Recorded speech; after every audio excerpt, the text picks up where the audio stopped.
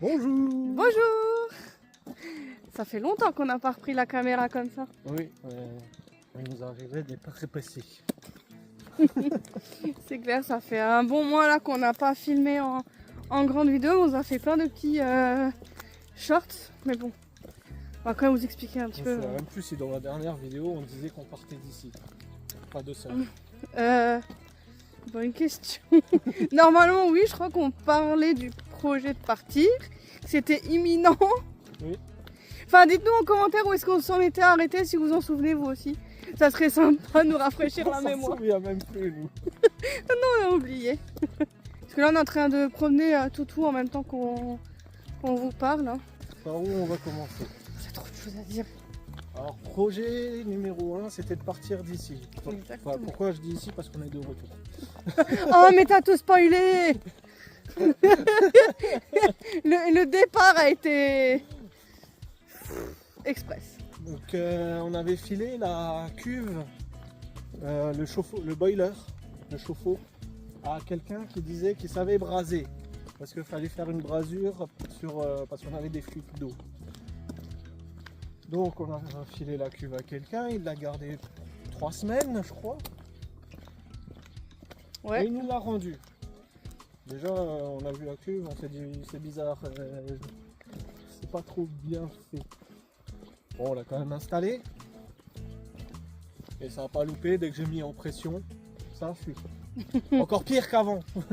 Je retrouverai des vidéos si j'en ai encore. Sinon, comme dit, vous verrez dans tous nos derniers shorts, vous allez voir toutes les galères. Donc encore pire qu'avant. Donc, redémontage de la cuve. On l'a emmené chez un soudeur. Un professionnel cette fois. Voilà.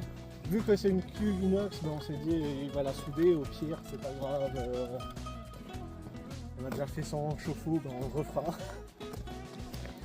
Donc on l'emmène. Ce qui a été réparé, nickel. Par contre, il y avait une autre micro-fuite, c'était au niveau de la sonde. Du coup, on a dû y retourner. Oh, il était quand même sympa parce qu'il nous l'a fait très rapidement. Parce que justement, on avait programmé notre départ. Ouais. On devait partir genre le lendemain ou je sais pas quoi. Enfin, Attends, on va s'arrêter. Ah. Sinon, ils vont avoir... Voilà l'arrêt. Donc du coup, il a accepté de refaire le point. Donc il a fait la soudure autour de la sonde de température. Seulement le métal est tellement fin que le métal il a surchauffé, il a fondu. Donc la sonde de température elle rentrait plus dedans. Donc moi ce que je prends la Dremel pour refaire le trou correctement pour que la sonde elle rentre. Et en faisant le trou, les soudures ont lâché avec les vibrations. Mais c'est pas du tout une remise en question du travail du soudeur. D'ailleurs, on vous met quand même ses coordonnées ici. Si jamais vous êtes dans le 21, Côte d'Or, vous êtes un soudeur professionnel. Voilà, ça paye pas de mine. Il est bien, il est sympa. C'est pas du tout sponsorisé, on aurait bien aimé quand même. Si on a lâché en tout 80 balles pour cette cuve pour rien. Mais bon, au moins vous avez une adresse au cas où. Donc la soudure elle a lâché, donc l'eau est allée là où il y avait la sonde. Vu que c'est une sonde électronique, pas bon. Donc en dernier recours, qu'est-ce qu'on a fait? On a pris de la pâte époxy, bicomposant, je sais pas quoi, et on a bouché le trou. Et on a fait, on l'allumera et on le laissera allumer un petit moment et puis on va l'éteindre et puis... voilà quoi, ça va plus s'éteindre automatiquement, faudra y penser. Voilà, donc ça a été projet 1. Projet 2, on a refait la plaque de cuisson. Alors si on vous avait un peu expliqué qu'il y avait des fuites de gaz, qu'il y avait des retours de flammes, c'était un peu compliqué, que finalement elle était dégueulasse, qu'on l'avait repeint l'année dernière. Et la peinture elle a jamais séché. Non, jamais, parce qu'il fallait la cuire. Et nous on a dit, bof, pourquoi faire? Donc là aussi ça a mal tourné, ça a été un peu compliqué.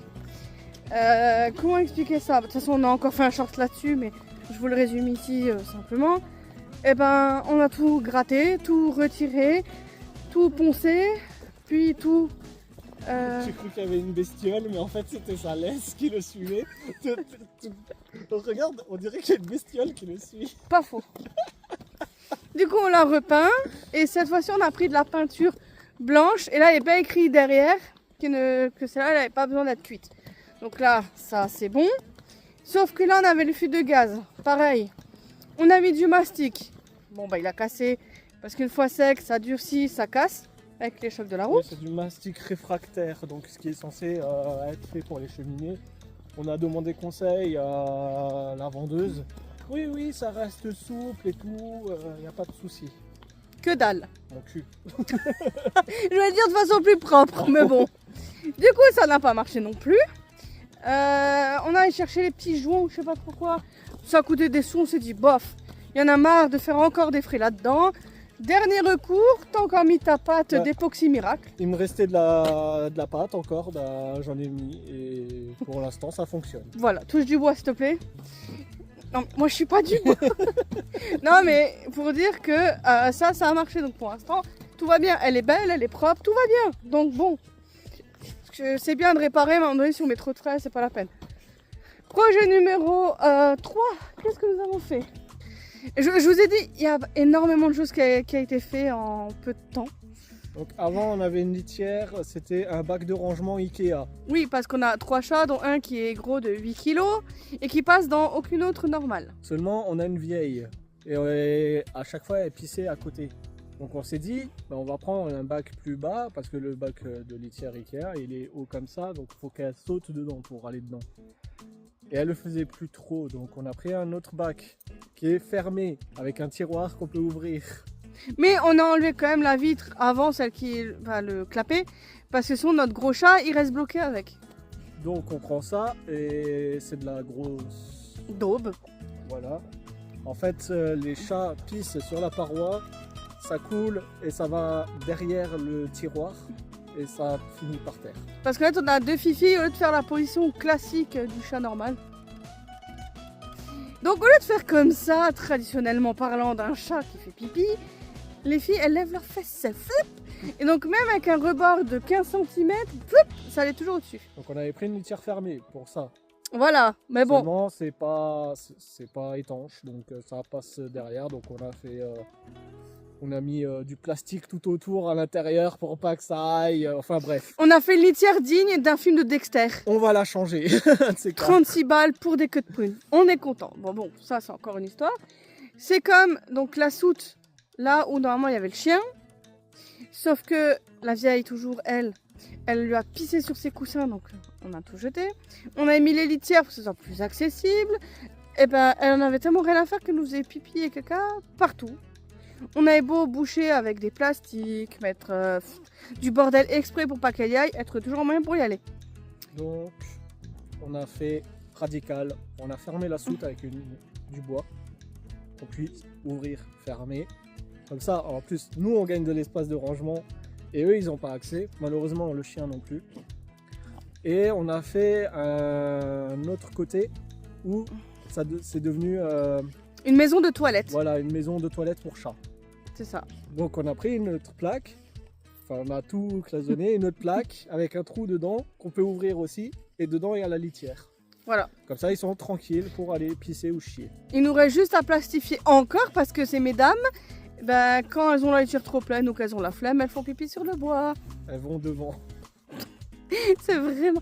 Et sans... Dans leur maison de toilette, on s'est encore dit, on va mettre un petit tapis de litière pour garder le bois dans leur coin, qu'elles n'en foutent pas partout. Elles ont pris ça comme une extension de litière. Voilà.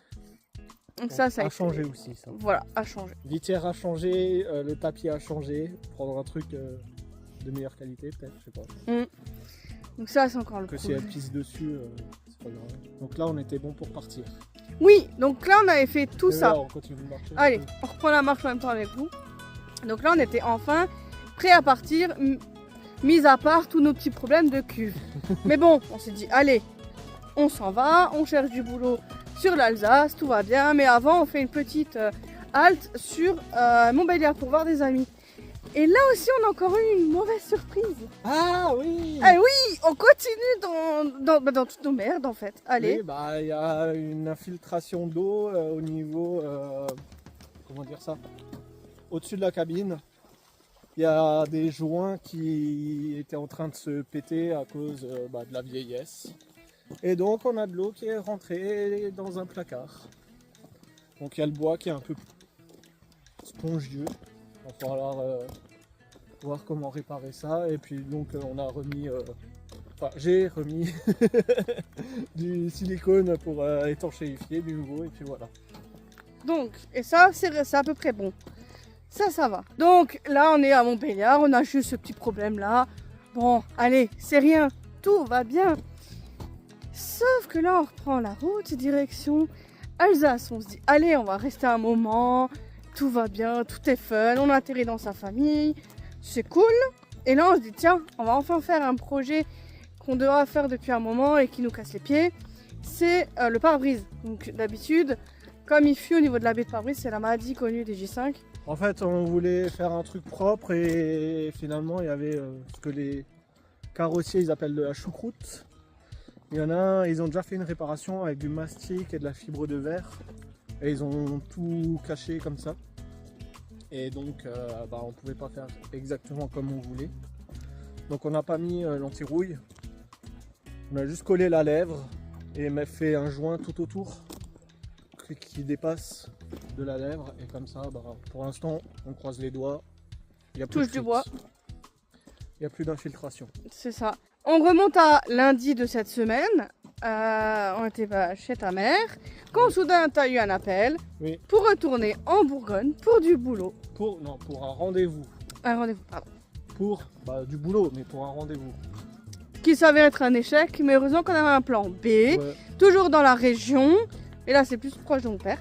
Et qui me fait plus chier. Non, c'est pas d'être proche de ton père, c'est le boulot qui me fait chier. Et du coup, il commence demain. Voilà. Le visage de la joie. Moi, j'en cherche toujours, mais pour l'instant, ça ne mord pas non plus. Oui, de toute façon, c'est un truc temporaire. Oui, voilà. J'ai oublié quand même de vous parler de la chose la plus importante. Je me remets du bon côté. Parce que dans toutes nos aventures, il y a toujours une merde. Oui. On peut pas rester un seul moment sans qu'il y ait une catastrophe. Et là, il y en a encore une qui est pas si mal. Hein. On est lundi. On a appris qu'on doit retourner en Bourgogne. Donc, mardi, on prend la route. On fait même pas 2 heures de route.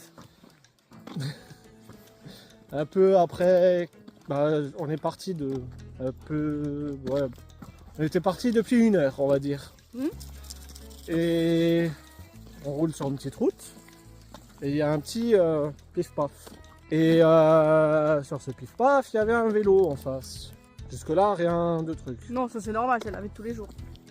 Et sur la route, c'est une ligne continue, donc interdiction de doubler. Ou au moins tu fais attention. Et une camionnette qui arrive en face, qui double le vélo et qui nous a chopé le rétro. Il nous a défoncé le rétro, on n'avait plus de rétro. Non, on était sur le secteur de Roufac. Enfin, on avait un rétro mais plus le miroir. Voilà, donc là c'était la catastrophe. Oui. Donc on a roulé encore un petit peu. On s'est arrêté pour voir si le gars il s'était arrêté plus loin. Donc j'ai marché derrière moi parce que c'était après un virage donc on voyait rien. J'ai marché et puis pas de camionnette. Il s'était barré. Il savait qu'il était en tort donc il s'est barré. Voilà, un petit délit de fuite, super. Donc on n'aura pas porté plainte ni rien. Du coup là on se pose pour la nuit parce qu'on est crevé, énervé, enfin il n'y a rien qui va. On est le lendemain matin. Et je dis tiens, si on prend le miroir de mon rétro... De droite pour le mettre à gauche. Je prends le miroir, je démonte le miroir, tout se passe bien. Et là il revient avec une tête déconfite. Moi j'ai pas mes lunettes donc je ne sais pas s'il pleure ou s'il rigole. Je me dis mais qu'est-ce qui se passe donc? Je le vois et là il me dit j'ai cassé le miroir.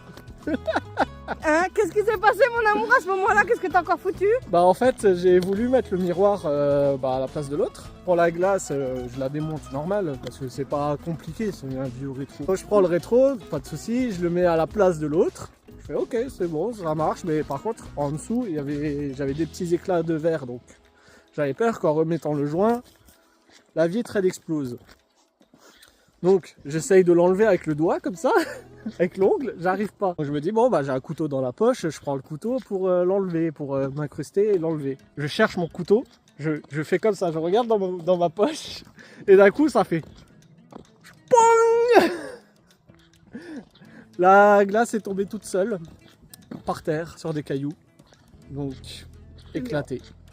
Puis le miroir.